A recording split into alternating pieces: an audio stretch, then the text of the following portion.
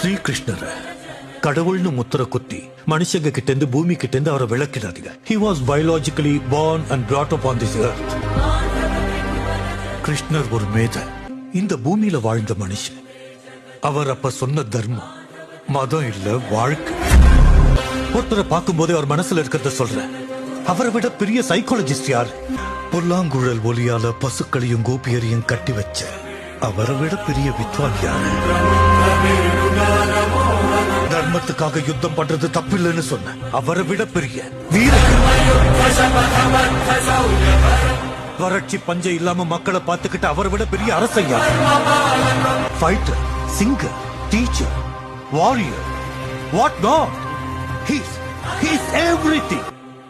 கடவுளை பூஜிக்கிறத விட அவரை புரிஞ்சுக்கிறதா முக்கியம்னு உங்களை பார்த்ததுக்கு அப்புறம் தான் தெரிஞ்சது சார். இது என்னைக்கும் நான் நினைவுல வச்சுக்க வேண்டிய விஷயம்.